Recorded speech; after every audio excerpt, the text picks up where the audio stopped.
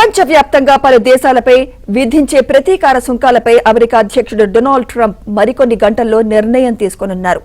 ఈ సుంకాల ప్రకటన చేసే రోజును అమెరికాకు లిబరేషన్ డేగా ఆయన అభివర్ణించిన సంగతి తెలిసిందే. ఆ టారిఫ్లు కూడా తక్షణమే అమల్లోకి వస్తాయని వైట్ హౌస్ ఇప్పటికే స్పష్టం చేసింది. అయితే దేశంపై ఎంత సుంకాలు వేస్తారనే ఆందోళన వ్యాపారవేత్తల్లో నెలకొంది. ట్రంప్ వైట్ హౌస్ లోని రోజ్ గార్డెన్ లో టారిఫ్లను ప్రకటించనున్నట్లు సమాచారం. అయితే కార్యక్రమం గురించి ఎలాంటి స్కెడ్యూల్ లేనప్పటికీ అమెరికా కాలమానం ప్రకారం ఏప్రిల్ 2వ తేదీ సాయంత్రం 4 గంటలకు అంటే భారత కాలమాన ప్రకారం తెల్లవారుజామున 2 గంటలకు టారిఫ్లను ప్రకటించనున్నట్లు అంతర్జాతీయ మీడియా కోడై కూస్తోంది.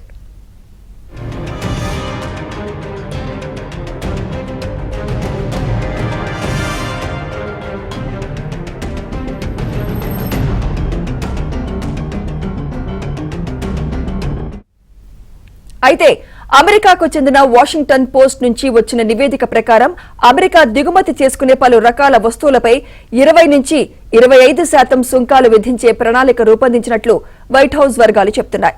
ఈ కొత్త పన్నుల నుంచి వచ్చే డబ్బును ప్రజలకు ట్యాక్స్ రిటర్న్ లేదా డివిడెండ్ ఇవ్వడానికి ఉపయోగించుకోవడానికి ట్రంప్ బృందం పరిశీలిస్తున్నట్లు వాషింగ్టన్ పోస్ట్ పేర్కొంది. ఇదిలా ఉంటే అమెరికా ట్రేడ్ వార్ వల్ల ప్రపంచవ్యాప్తంగా 92 దేశాలపై ప్రభావం చూపనుంది. మరీ ముఖ్యంగా అమెరికాతో అత్యధికంగా వాణిజ్య సంబంధాలు నెలకొల్పే China, Brazil, Mexico, Vietnam, Canada, Bharat వంటి దేశాలపై ట్రంప్ సుంకాల ఎఫెక్ట్ పడనుంది.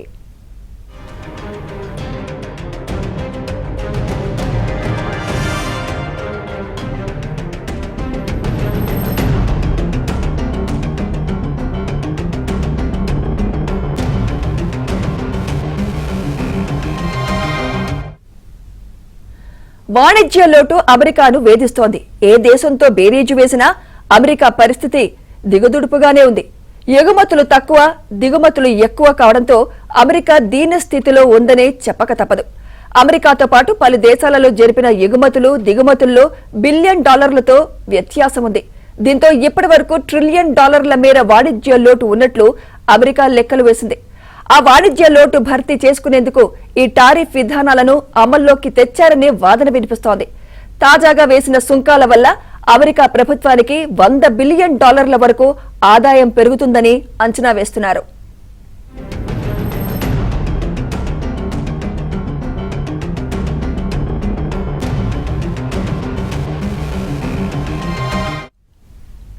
భారత్ సహా కీలక భాగస్వామ్య దేశాలపై ప్రతీకార సుంకాలు విధించాలని డొనాల్డ్ ట్రంప్ ప్రభుత్వం అనుకుంటోంది.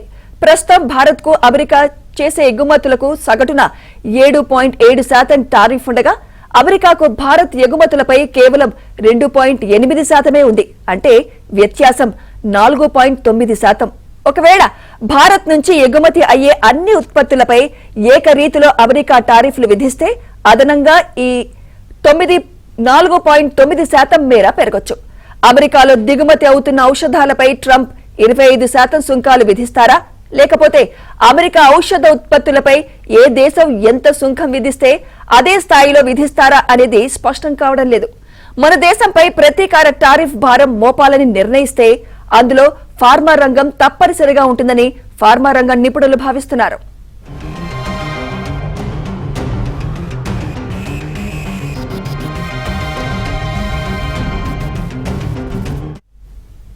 Well, I think first of all, unfortunately, these countries have been ripping off our country for far too long, and they've made, I think, their disdain for the American worker quite clear. If you look at the unfair trade practices that we have, 50% from the European Union on American dairy, you have a 700% tariff from Japan on American rice, you have a 100% tariff from India on American agricultural products, you have nearly a 300% tariff from Canada on American butter and American cheese.